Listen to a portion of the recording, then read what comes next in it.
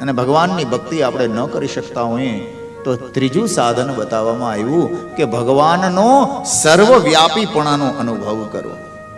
ચારે બાજુ છે એવો આભાસ વ્યક્ત કરો. જલમાં પણ છે, સ્થળમાં પણ છે, વૃક્ષમાં પણ છે, કીડીમાં પણ છે, મકોડામાં પણ છે. ભગવાને સાબિત કરીને બતાવ્યું ને, નરસિંહ અવતારની અંદર આપણે જોઈશું. અત્ર તત્ર સર્વત્ર એનાથ જ્યાં જ્યાં નજર મારી ઠરે યાદી ભરી છે આપની. સબની અંદર ઈશ્વર છે. સાહેબ, તમે તમારા મનની અંદર તમે જુઓ તો બ્રહ્મા, વિષ્ણુ અને મહેશ તમે ત્રણે ત્રણ છો. બ્રહ્માનું કામ છે સૃષ્ટિને ઉત્પન્ન કરવાનું. આપણે જ્યારે પુખ્ત વયના થઈ જાય તો આપણે આપણા વંશને આગળ વધારીએ છીએ ત્યારે આપણે ખુદ બ્રહ્મા છીએ. એ આપણી જે સંતતિ ઉત્પન્ન થયેલી હોય એનું લાલન પાલન અને પોષણ કરીએ છીએ.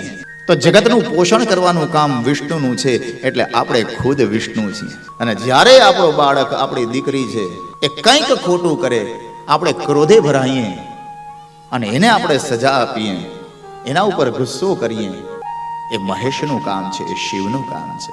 અરીસાની અંદર વારંવાર આપણે આપણો ચહેરો જોઈએ છે કે મારું તિલક બરોબર થયું છે કે નહીં, મેં તિલક બરોબર કર્યું છે કે નહીં. પણ સુંદર મજાનો અરીસો છે આપણું દિલ છે, આપણું હૃદય છે. એ હૃદયની અંદર તમે જુઓ